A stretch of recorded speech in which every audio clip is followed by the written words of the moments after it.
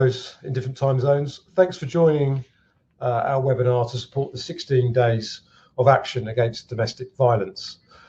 Attenti are supporting this important cause with several events, including this one with Wendy.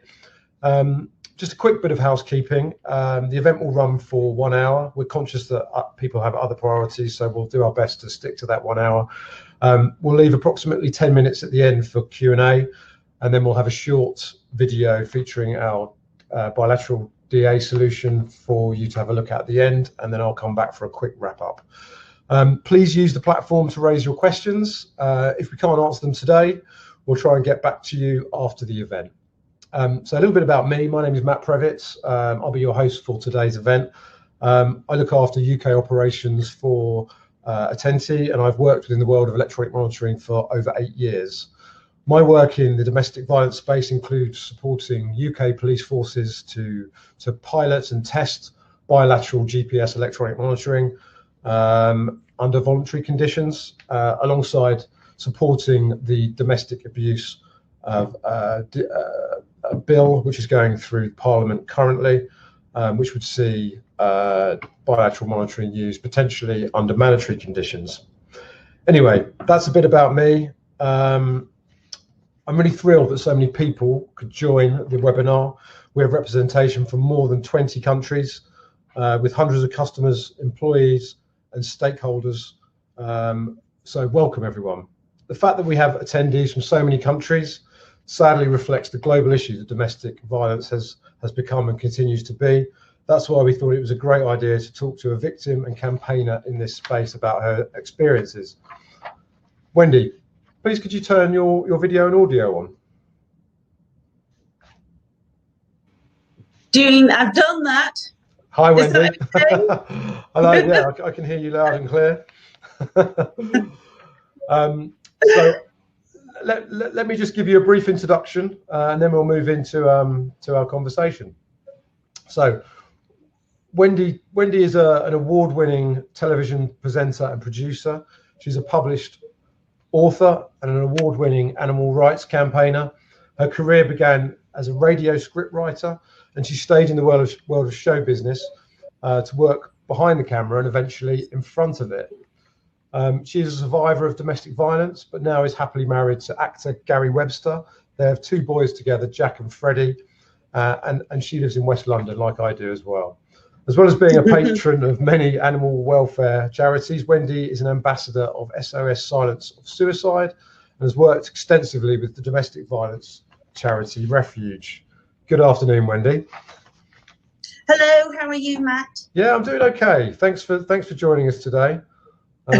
You're welcome, Matt. Just a little thing. I'm in a thumbnail, and I'm quite worried that I can't see that I'm not exposing like washing and stuff in the background.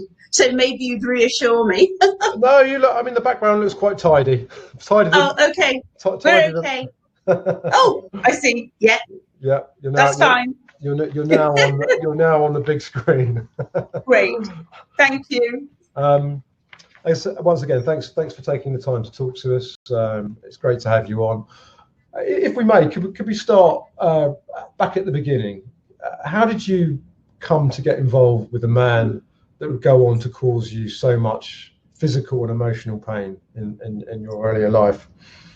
Matt, it's a very good question, and if I may, just before I answer it, I'm going to start my story with actually two misconceptions, I think, that some of the audience may have. So people might be watching now thinking, I'm very interested in this subject. It's all well and good, but hold on. I have, no one in my circle of friends, is an abuser, or no one in my life is affected by this subject. Yeah. Now, unfortunately, the law of probability says otherwise, because 1 in 4 women and 1 in 6 men in a lifetime will be affected by domestic violence. Right. So I think that's kind of important to know that we are all affected by this subject, in our society. The other misconception, which I'm always keen to just highlight, is that domestic violence isn't particular to any strata of society. Yeah. So, you know, there might be an idea that an abuser is low paid, uneducated, you know, working class, no job, tattoos, I don't know, you know, that kind of thing. Those misconceptions, yeah, right. Misconceptions, hey, it could be the bank manager, Yeah. you know, or head teacher, or any other kind of classic kind of respectable person. Yeah. So I think that's worth pointing out as well. Yeah. In answer to your question on how did I get involved with my first husband, is that my sister worked at a local radio station, and she's a few years older than me, and he was a manager at the radio station. Right. So I went along and did various volunteering things and got chatting to David, and you know, he was very, very charming. He was 15 years older than me. Yeah. As I say, he was in a managerial position at the station, and you know, I really fell for that kind of charm and the talk. He got a company car, which I used to drive to school, you know, when he wasn't using it. And it's not uncommon, is it? It's not uncommon. No. Exactly. Yeah. And no, you know, Matt, nobody goes out with a person. Nobody kind of starts going out with a person who they already know to be horrible and violent. No, of course you not. know, the person starts out to be rather charming. Yeah. But that disguises, and that just goes to show how manipulative and clever these people can be. Yeah. Were there any signs, you know, at all back then, or did it just come as a complete shock later on? Yeah. There was the best way I can answer that, Matt, is to say that before we got married when I was 19, and that was in about 18 months of meeting. Before we got married was the first violent incident. Right. And clearly I should have been able to get out then, but his kind of drip campaign of control and power over me had already started. Right. And yeah, what happened was the summer before we got married, I thought I could get a little summer job. I just left school. Yeah. And I, you know, casually mentioned this one evening to him, and he went absolutely mad. Yeah. And the reason being, why would I want to go and get a summer job when I should be at home putting his tea on the table? Yeah. And that just started a whole night of fighting, both verbally, physically. He wrestled me down onto the floor. Wow. He was kicking me. We were redecorating the house at the time. Yeah. There was lots of big kind of paint tubs around. Soon the house was just, these paint tubs had been thrown and upended by him. Wow. You know, this major tantrum. A real temper, yeah. And and I started drinking in that period of my life very heavy. I mean, I do still like a drink now, Matt, but I started drinking. Yeah. I started drinking very, very heavily then to escape, to deaden the pain of the relationship I was in. The next morning, I was meant to be going out with my mum to look at wedding dresses. And I had to ring her up, tell her some lie, you know, that I'm starting a cold. Could we postpone it till, you know, the other, another day? And then the lies start. Then you start, you know, well, then I started years of lying to friends and particularly family, covering up what was really happening. Right. So that, I think, in answer to your question, was the first major incident. And as I say, that was before we'd even got married. Wow. Wow. how bad did the relationship become, and can you give any other examples of what you went through? Yes, certainly. I can look back now and laugh at some things, and this is one of the things. Yeah. Is that this to me, which does kind of tickle me, sums up how the relationship went. The first Christmas we knew each other, yeah, he bought me a gold bracelet. The second Christmas we knew each other, he bought me a Hoover and a food mixer. right. You know. Yeah. So that should have told me something, shouldn't it? Really. Yeah. But what happened to me, Matt, is like what happens to every other victim I have ever spoken to. Yeah. You embark upon living on this roller coaster of abuse and of regret and apologies. Yeah. And every time he would abuse me physically and mentally, the other side of that was, weeping and crying and begging for forgiveness from his side. And so you always want to hold on to that. Now, at the same time, they've ground you down to such an extent that you're living like a zombie. I mean, and it is the fear of what they're going to do to you right. Next. So, for instance, wrestling me down to the floor and kicking me in any part of my body that was there was one of the most common things that happened. And then on a couple of occasions, whilst in that situation, he put his hands around my neck, and I had to beg, like, not to be killed. Right. So that was pretty awful. Horrific. Literally begging for your life. Was it reduces you to nothing. And I mean, if we were driving along in the car and I said something he didn't like, he'd be driving, his hand had come out and, slap me in the face. He'd pinch me, thump me, just any little thing. But then there were some very major, things that happened, and usually involving me being in bed, either asleep or trying to get to sleep. And there was two things.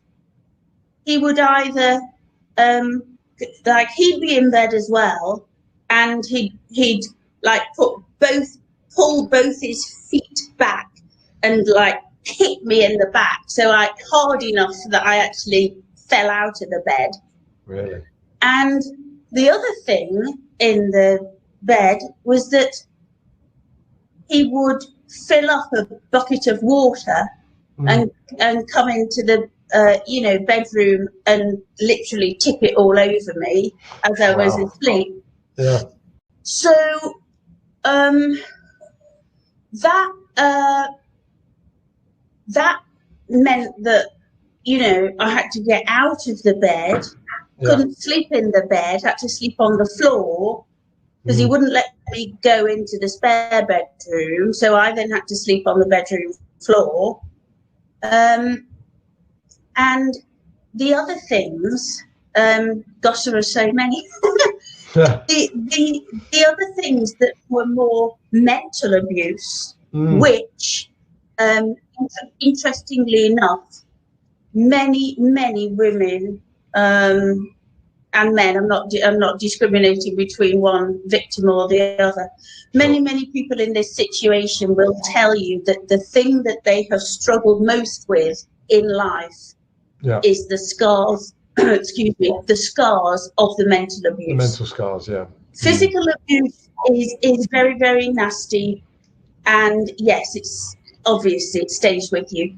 but nothing stays with you like the mental abuse. Yeah. And what happened in my case is that he would, and again, he is not alone in this, No. he would identify things that meant, either things that meant something to me, or people and pets that meant something to me. And he would use those threats against those elements as control over me. So to give you a couple of examples, hold on, but to wet my whistle.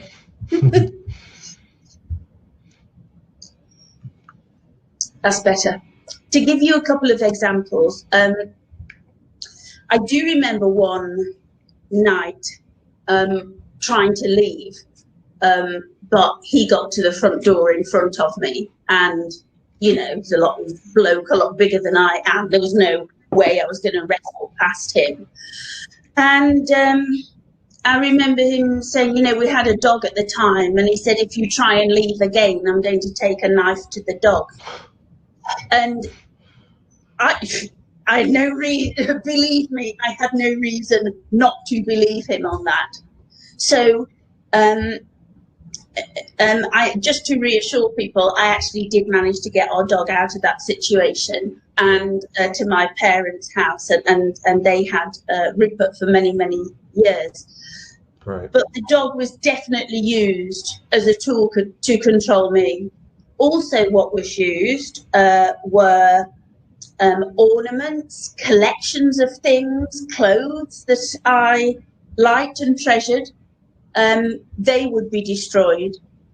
I mean, we had sometimes, and there was, I remember once he pulled crockery out of all the kitchen cupboards, and the floor was just a carpet of broken crockery. You know, and it was anything really expensive crockery stuff as well, ornaments that meant a lot to me. Some were my grandma's, you know, and they all got destroyed. And the other thing that happened is that unfortunately, I ended up working at the radio station that I met David at. So he was a manager and I was a freelance worker there. And I got the job as commercial scriptwriter. So I was responsible for all the station's commercial output every month in writing the script. So I'd write about 100 scripts a month for that. And one day we'd had an argument in the car going into work together. And, you know, when we got into work, I went up to the bathroom to, you know, try and fix my face and what have you. And I didn't know, but he'd gone straight into my office where my computer was with all the scripts on. And when I got into my office, I looked at the computer and the hard drive was being reformatted. So every single thing that I had on that computer was lost, including scripts that I've got a voiceover artist coming in like the next hour to voice the commercials, and I hadn't printed them out. They were still on the computer. Yeah. Now, obviously, the really sensible thing to do would be to go and tell, you know, the commercial director what had happened. But I was too ashamed of the situation. I was too scared that, you know, I really enjoyed the job. And I knew that with him being senior, I'd be the first to go. But the shame, you know, was a lot of the problem. I really didn't want anyone to know what was going on. Yeah. And you do end up living a double life. It's amazing how many people who are being abused, you just wouldn't know. You hold down a job, hold down a very, you know, taxing complicated creative job, you know, in my case, a creative job, and I did it well. But I acted all that because the real me had become to be the person who I turned into when we both got home at night and the door closed. Yeah. So do you see what I mean? I do. And yeah. then you turn into a house. Yeah. So a lot of the people listening, watching will have no experience of this kind of relationship. And some of those people might have a simple question, you know, why did you stay? Why did you stay so long? That's the question. It's a good question, Matt, and it's one that is most asked. Clearly, it's always asked by people who luckily have no experience of being in that situation. Yeah. So it's a fair question, absolutely. So there's a couple of things to mention here. In my particular case, I'm not sure how common this aspect is. He seemed to be as dependent on me as I definitely made to feel that I was dependent on him. So you get into this very, very unhealthy, bizarre, nasty, horrible, heartbreaking relationship. So for instance, when I say he seemed to be dependent on me, I probably not. I was probably more like a slave, you know. I mean, I did everything. I paid every bill. I got, you know, the car, servicing the car, putting petrol in the car, booking a holiday, paying the phone bill, doing his VAT returns, every single thing I did. And what kind of defines it for me is that one time when I was buying his shoes, he couldn't even buy his own pair of shoes. I had to go out and buy his shoes. So I went into this shop in town and I was, you know, looking at the shoes and I said it was size, whatever, 10 or something. And I was iffing and ahhing over these shoes. And the sales assistant said, well, madam, do you think it would be better if your husband actually came in and tried them on? And I remember being really embarrassed and quite shocked, and I didn't know how to reply because I got so used to doing this kind of thing. Yeah. Of course I couldn't ask him, I wouldn't dare ask him to go and try his own shoes on to buy them. You know, so it had got to that point, and it had also got to the point where, as I say, even though I was a perfectly sort of, you know, jovial, functioning member of society in my working life at the radio station, the reality was that I turned into a confident, happy-go-lucky, you know, sort of quite intelligent person to nothing. Right. They can reduce you to nothing. You're told so often that you won't be able to stand on your own 2 feet, that you believe it. You believe you're worthless. Because this constant drip campaign of criticism and these very subtle, you know, mental abuse attacks on every aspect of me.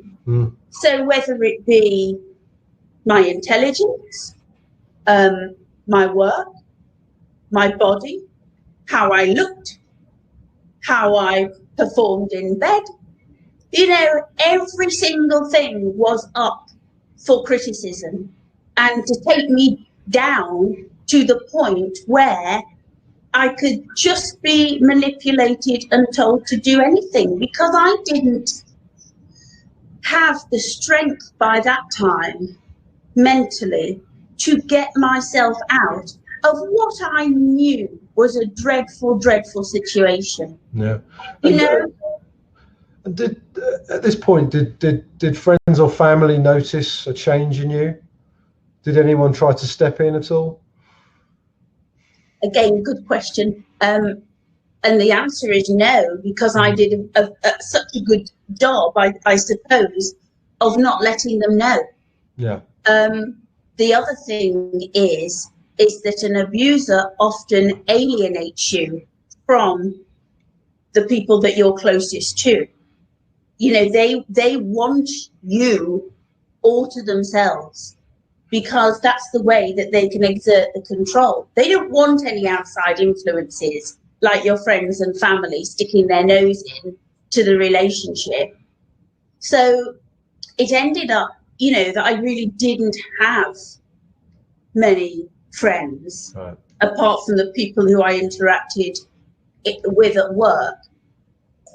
And family, I just tried to, I mean, they didn't like David. They didn't like him at all. In fact,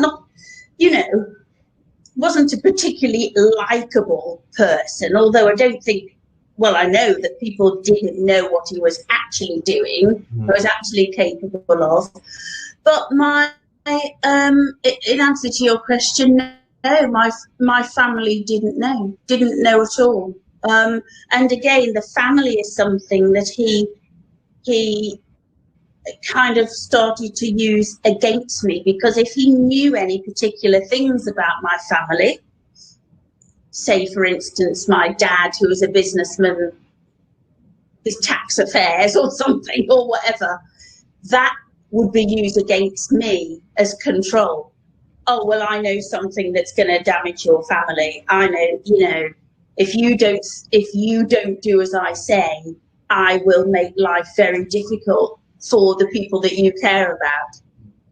And that was a very, very persistent theme, you know, throughout the whole marriage. So yeah, in answer to that, no, nobody would have known. And I think people who've been through it like me will recognize this, that they you know, you're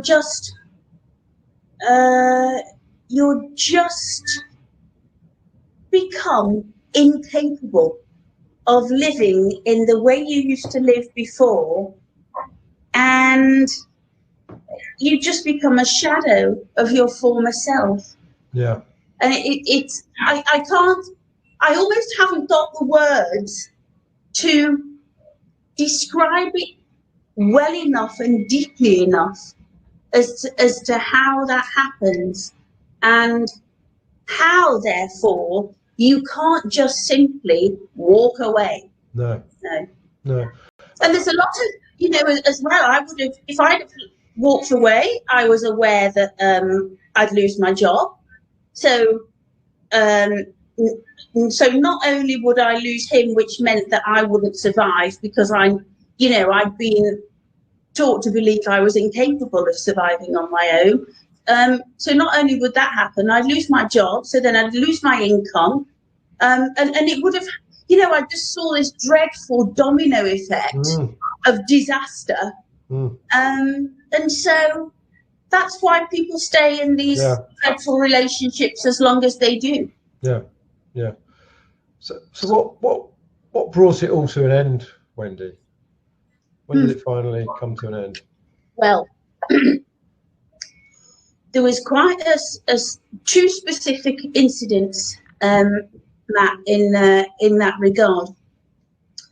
The first was that we'd gone on holiday for 2 weeks to Bangkok and a tour around Thailand. But when we arrived at Bangkok and checked into the hotel, he was just in a really, really horrible, bad mood. And so I did the, you know, thing that I've been doing for years by this time, treading on eggshells, you know, trying not to antagonize the situation, apologizing for I don't know what, you know, for just making him angry. I have no idea why I was making him angry. But what happened is he just became absolutely foul and kept me prisoner in the hotel room for 48 hours. I couldn't go out, and I did try to, but I wasn't allowed to leave. And we had the thing quite majorly with the bucket of water again. He just filled up the bin that was in the hotel bathroom and, was constantly pouring water over me and my side of the bed. So that, again, I'm there on the floor. And then things are kind of quietened down. But then suddenly he just started kicking me in the stomach when I was on the floor. So, and that was getting really bad. And then he pulled me up onto the bed and put his hands round my neck. And he said, "This time I'm really going to kill you." And then I had to beg not to be killed. And that was, that experience was so bad. That was the first time, I think, that I gave serious thought to getting out. Yeah.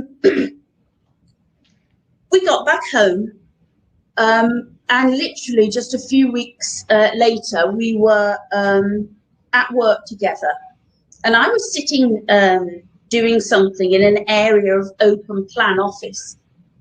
And he came up to me, and I can't remember what it was now, but he said something to me that everyone could hear. And I felt very embarrassed. It was very demeaning, and it wasn't a fair thing to say in front of people. And I just snapped. And I sat a minute, then I went down to his office, and I went in, and I said, "What you've just done, that's exactly why I am never, ever gonna have your children." Because he'd always pestered me to get pregnant. Right. Which actually was the thing that I knew in my heart I would never, ever do that with him. So that seemed to really take him aback, the fact that I burst in and said that in such a strong way.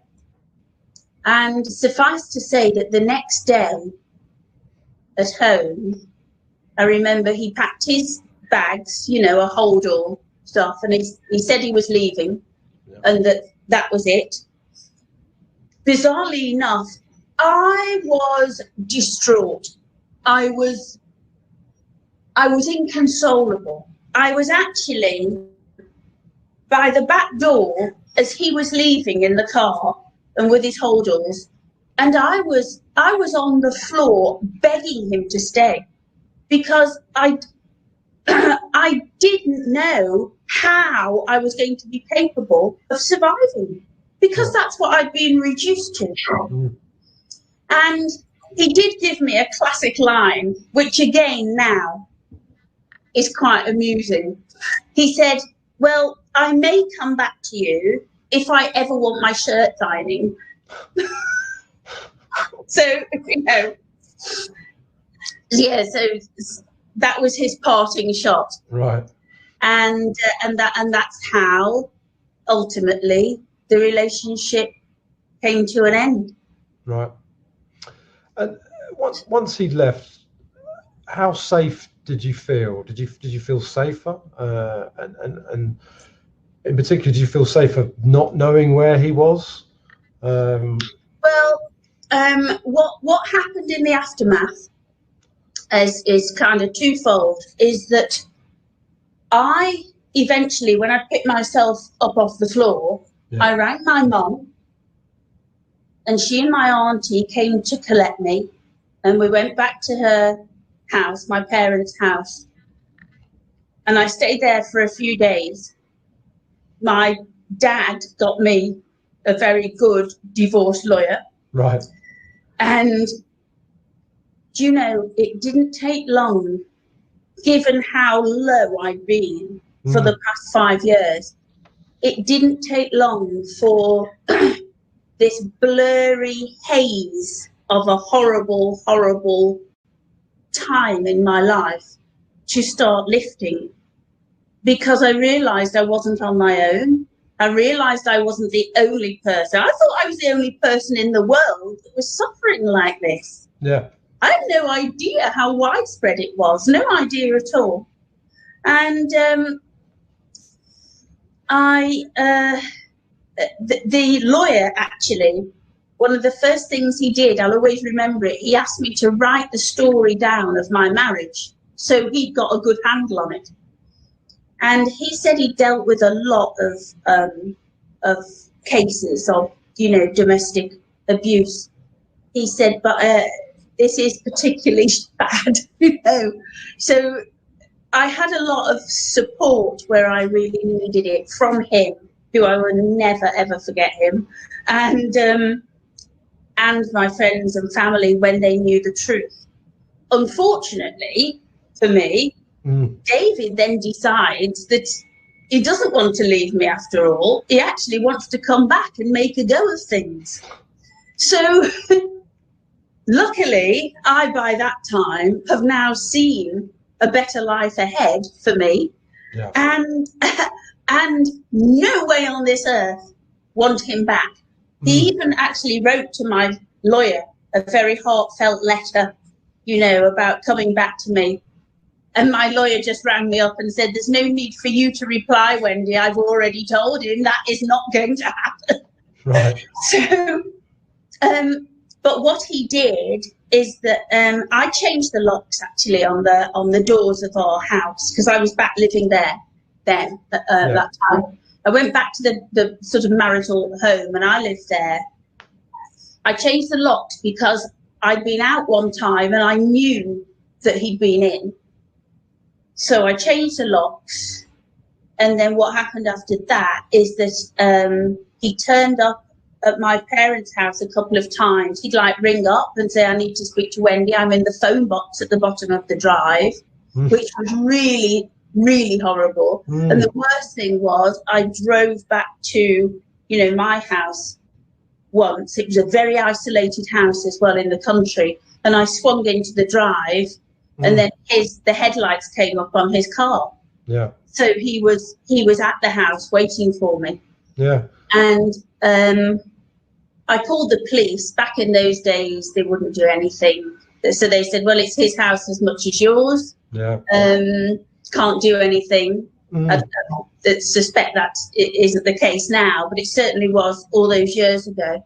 Yeah. And I called my lawyer in the morning and we went immediately to court and got an injunction out against her, because you're living, you might have left. The situation might be one that you're not together anymore. But in many ways, you can still be a prisoner of the situation because you are living in a state of fear, uncertainty. I mean, it's no good for your well-being, your mental health, your ability to work.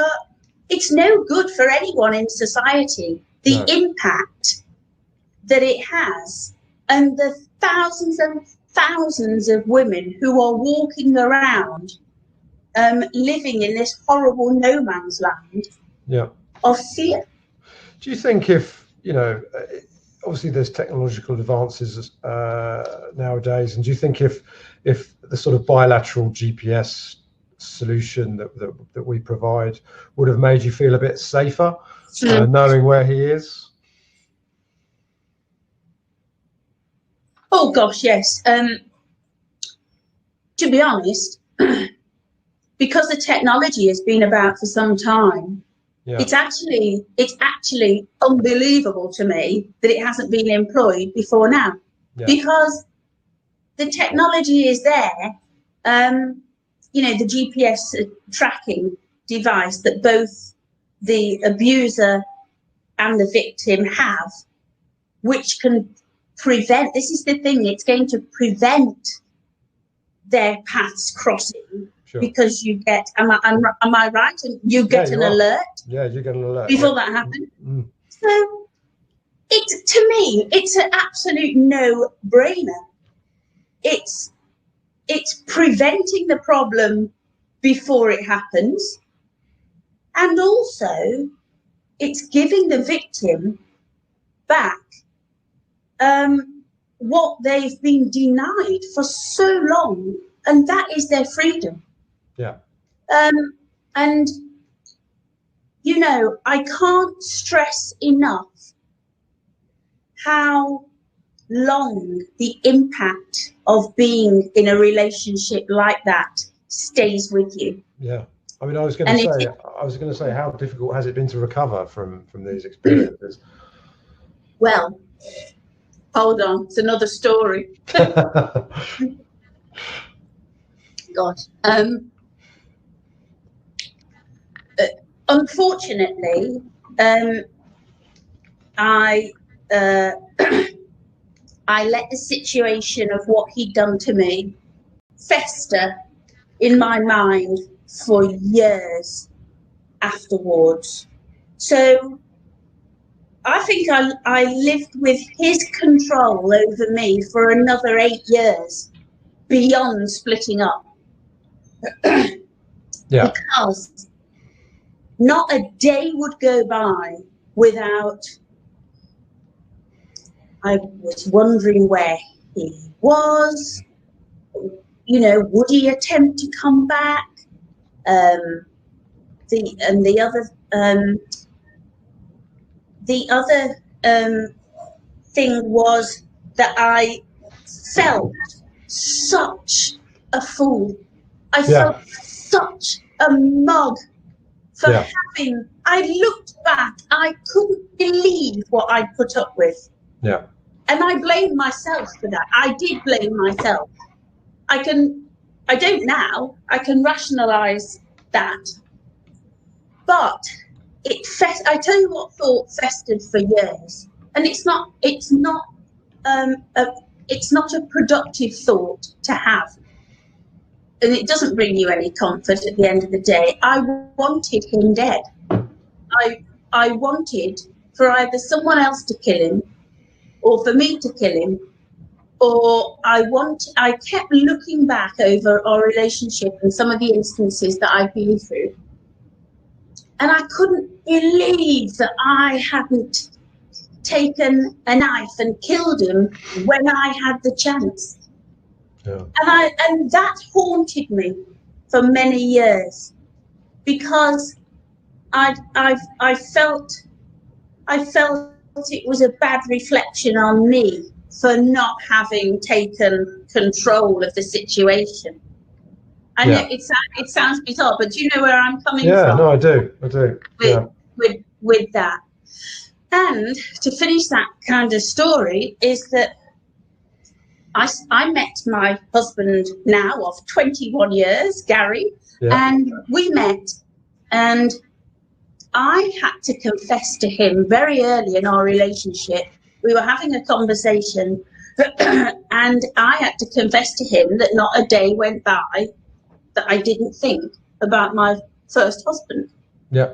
Now that's quite something to lay on a new boyfriend. But I'd already got this idea that Gary and I were soulmates, and this was the, you know, love of my life and the relationship that I was going to be in forever. Yeah. And so it wasn't difficult actually to tell him, and I felt I needed to get it off my chest. So he's still dominating my life, and he really encouraged me to get it off my chest, to talk about it. I mean, we just spent hours talking about it. And then, because I was presenting on the television by then, I'd had, I think I can't actually remember how it came about, but suffice to say, I had an offer from a Sunday newspaper, the Sunday Mirror in the UK, to tell my story. Sure. And I thought, no, I'm not going to be secret about this any longer, because I'm on the television every day. I get asked about this, that, and the other, and I give interviews, and I'm portraying myself to be this person, you know, and yet I've got this horrible, shameful secret. Well, hold on. I thought if I can't talk about it, me who doesn't mind standing up and talking to anybody, you know, that's really bad. And so I thought, no, I'm going to speak up about it. And I gave the story to the Sunday Mirror. I was very, very shocked on the Sunday because I thought it would be like a little piece inside. Right. And it was actually the headline on the newspaper. Yeah. So I was, oh, what have I done? But actually on the Monday morning, I will never, ever forget it. I got, they put the domestic violence charity Refuge, they put their phone number at the end of the article. And on the Monday morning, they rang me to say how much their phone lines had just shot up because of people contacting them because they'd gone through the same thing that I had. I was going to say, it must be great for other victims to feel comfortable to come forward. I couldn't believe it. I mean, I was so, it actually, I can't tell you what joy it brought me. And ever since, stuff that I've done since to raise awareness and talk about it have been, you know, some of the best things I think in life I've ever been able to do or to give back to society, you know. Absolutely. Thanks, Wendy. I'm a little bit conscious of time, and we said we'd do a bit of Q&A with. Yes, how long have we got? We've got 10 minutes. Okay. Time flies, doesn't it, when you're talking? So a couple of questions from the floor. Forgive me if I pronounce this wrong, but from Lani Rojas Allen. Can you describe how he alienated you, please? I presume you mean from friends and family? Yeah, I see. Yeah. Okay. Family was quite an easy one for him because, and again, I think a bloke would have success using this tactic with most women in my situation at the time, is that he very much played on the fact that, you know, why did I want to go over to see my mum and dad? Because surely that meant that I wasn't a grown-up woman. I was just a silly kid. I was still a silly child. Yeah. Now there's 15 years. There was 15 years age gap between us. Yeah. And so he could very much play on that. You're so young and immature and stupid, you know. Oh, you know, you're still tied to their apron strings. And if somebody says that to you with enough of a threat, often enough, along with everything else they're doing to you, at the end of the day, you keep making excuses as to why you're not going over to your mum and dad's. Also, I tell you how he alienated me in my own home, which is a point I don't think we covered, is that I was so embarrassed at the scars in the house of his violence that I couldn't ask anybody over, friends or family. You know, if he's punched a plaster wall in, or if all my, which, you know, say my mum knew that I'd got a big collection of green Wedgwood on the sideboard, suddenly it's all gone. Yeah. Hey, Wendy, where have all your collections gone? Yeah. You know, and you just try and hide. And I wanted to hide all that. Yeah. And if I'd have let people into my life, there would have been questions that I couldn't answer at that time. Sure. So it's a good question because we didn't cover that. Thank you. A question from Inspector Alex Tarr from West Midlands Police.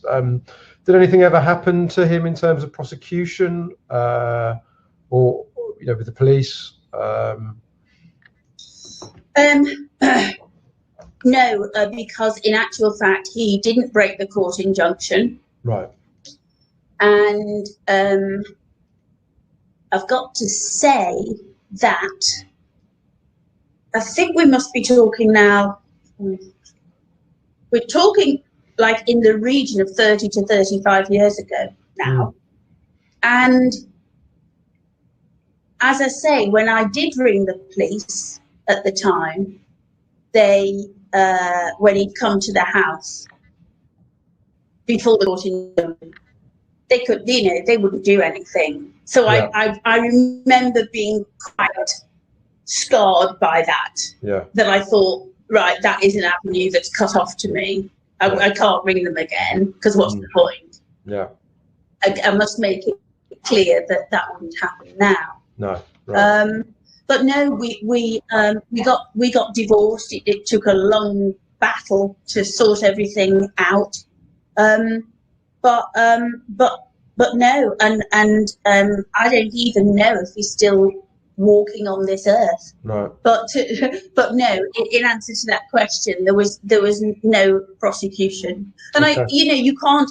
Back in those days, I couldn't have done anything retrospectively because I hadn't taken pictures. You hadn't got a mobile phone there where you took a selfie of your bruises or what have you. No. It just, Yeah. So no is the answer. I think we've got time for one more, Wendy. So from Pete Bauer Okay.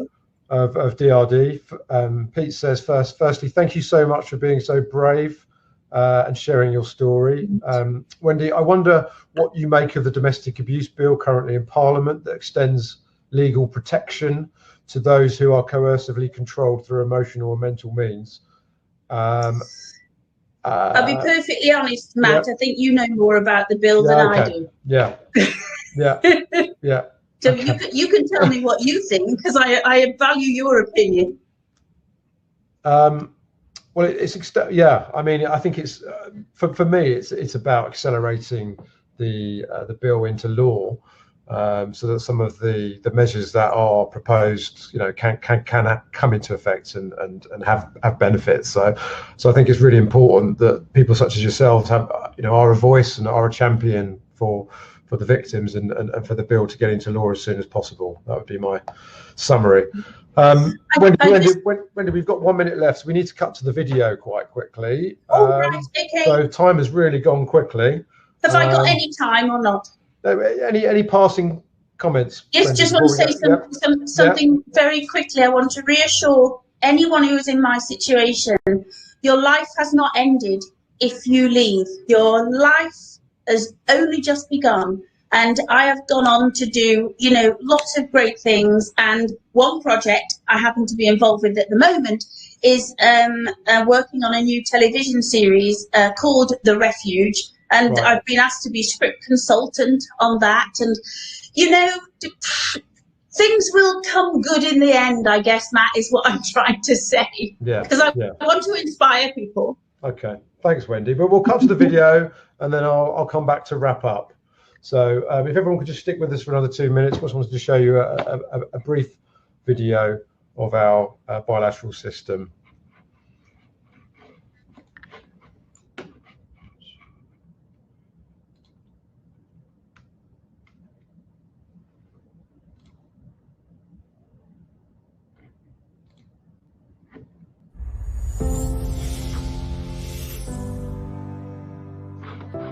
This is Janet. Janet is a victim of domestic violence who is trying to carry on with her life normally.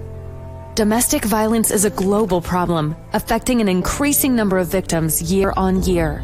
One of the common solutions to protect victims of domestic violence is a restraining order imposed by the authorities. But even when restraining orders are in place, it's difficult to enforce them and prevent potential encounters. Attenti has developed a unique domestic violence deterrence system that monitors restraining orders for the purpose of improving the victim's life significantly. The system is based on a bilateral monitoring solution that has already been successfully deployed in several countries. The aggressor is fitted with a GPS tracking unit and an ankle bracelet, while the victim carries a portable device providing the victim with peace of mind. Both the victim and aggressor are supervised by a Tentis monitoring system, which processes events and location data from their devices. In case of a potential encounter, both the victim and the monitoring center are notified. The monitoring center handles the incident according to their response protocol, while instructing the victim to take necessary precautions and go somewhere safe to avoid meeting the aggressor. If the aggressor approaches a restricted area, such as the victim's home, the victim is notified and the aggressor receives a warning message to leave the area. Once the threat of an encounter has passed, the victim is contacted and informed that the incident has been closed. We believe that it's in our hands to provide domestic violence victims the security they need and the freedom they deserve. Attenti, feeling safe anytime, anywhere.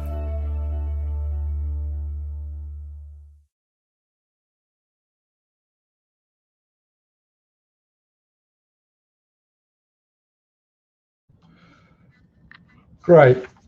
Thank you, everyone. I just want to say a big thank you to Wendy. Thanks for talking to me. Really interesting to hear your story. Thank you for giving me the opportunity. I really appreciate it. I hope that everybody on the webinar enjoyed the session and it was informative. We'll do our best to get back to any other questions that were outstanding. I say a big thank you to Wendy and thanks to Tao and Forella from Attenti Marketing for the event and making it happen. So thanks all and stay safe.